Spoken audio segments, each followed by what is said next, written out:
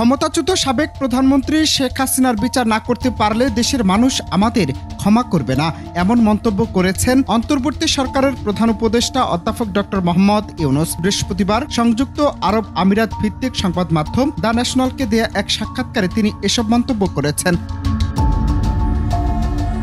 ওই সাক্ষাৎকারে তিনি বলেন, শেখ হাসিনা সরকারের গুরুত্বপূর্ণ ব্যক্তিদের শাস্তি এড়ানোর সুযোগ দেয়া হবে না। হাসিনা সহ তার দলের সকল দোষী ব্যক্তিকে দেশে ফিরিয়ে আনা হবে, তাদেরকে আইনের মুখোমুখি করা হবে। প্রধান উপদেষ্টা বলেন, ইতিমধ্যে আইনি প্রক্রিয়া শুরু হয়ে গেছে, তাই আমরা আশা করছি আইনি প্রক্রিয়া অব্যাহত থাকবে এবং আমরা তাদের বিচারের আওতায় আনব। এটা করতে হবে, না হলে মানুষ আমাদের ক্ষমা করবে না।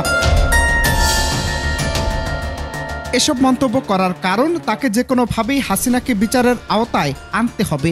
এ সময় তিনি আরো বলেন, ভারতকে নোটিশ পাঠিয়েছি, তারা যেন হাসিনাকে ফেরত দেন। জাতিসংঘের হাই কমিশনারের মানবাধিকার সংক্রান্ত প্রতিবেদন সহ আমাদের কাছে হাসিনার মানবাধিকার লঙ্ঘনের প্রচুর প্রমাণ রয়েছে। তিনি আরো বলেন, জাতিসংঘ যে রিপোর্ট পেশ করেছে তা হাসিনার সকল কাজের একটি সাক্ষ্য। এর বাইরেও হাসিনা কি কি করেছেন তার প্রচুর প্রমাণ আমাদের কাছে রয়েছে।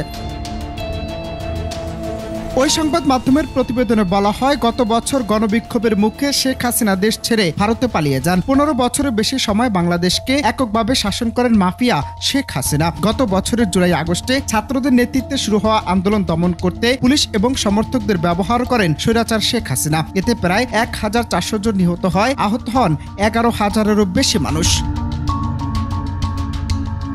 অনন্ত হাসান মাসুদ, বাংলা টিভি।